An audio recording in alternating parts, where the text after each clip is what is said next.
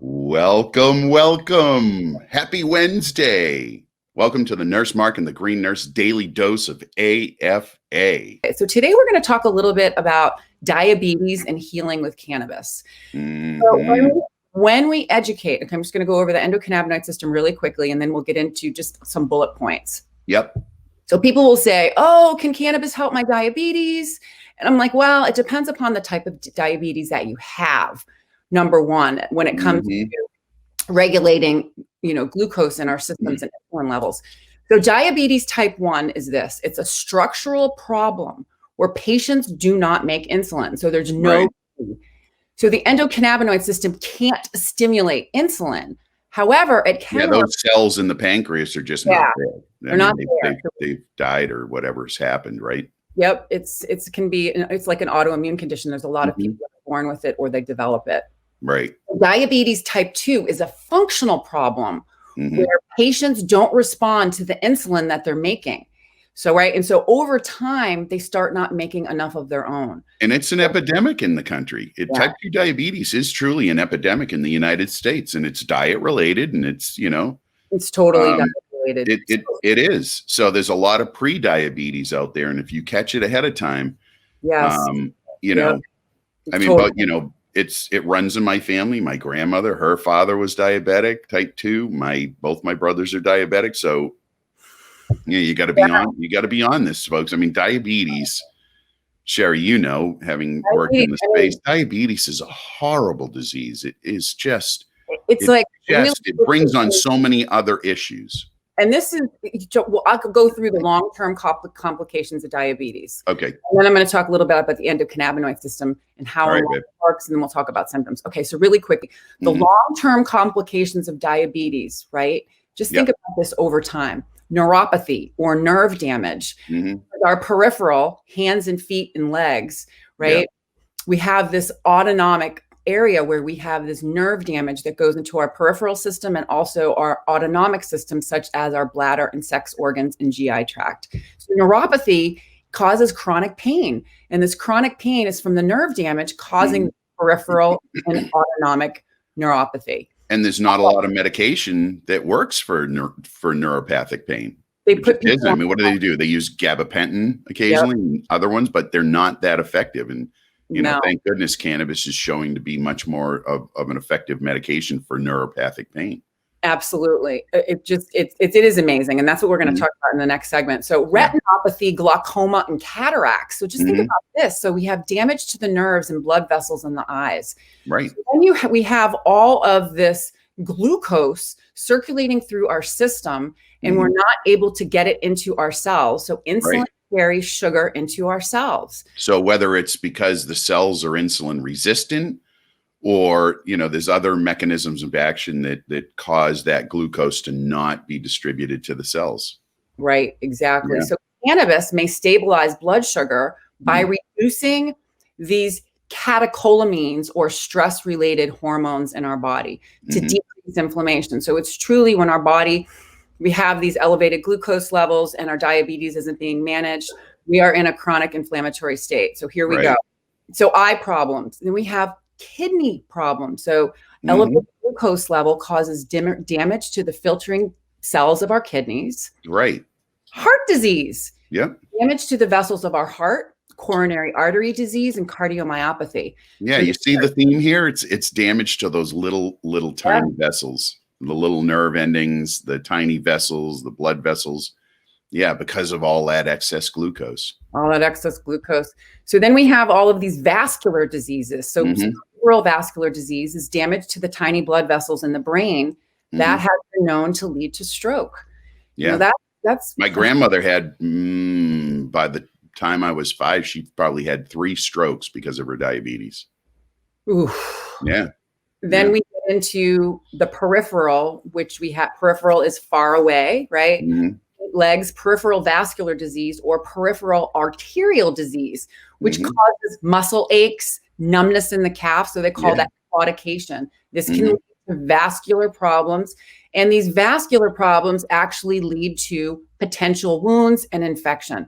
So if you imagine you can't feel your feet, right? Because they're numb all the time and in pain. That's why diabetics, you should be wearing shoes at all times, because you're not going to know if you step on a nail or something sharp, may not even notice it. And that wound will be very slow to heal. And, I mean, my great grandfather lost both legs because of diabetes, because that's, wow, he got gangrene in one of his toes, and boom, boom, boom. That's just the progression. I mean, back in the day, obviously, my great grandfather, it was in the 40s and 50s. So, it was a little bit different. Yeah. Chronic infections. So just think about that. Losing limb, chronic infections. Yeah. We have a compromised immune system, more prone to infections, especially those wound infections. Yeah. So the part that's so cool, the endocannabinoid system, we're going to review this and then talk about the benefits really quick. The endocannabinoid system is the largest neuroregulatory system in our body. So if you see that umbrella that we all talk about, that I talk about all the time, is that umbrella represents our body. The spokes of the umbrella are different organ systems, and the fabric of the umbrella are those neurotransmitter signaling systems that give messages to tell our body to either do something or stop doing something. Tippy top of the umbrella is where we make our internal endogenous cannabinoids. Our endocannabinoid system blankets on the umbrella.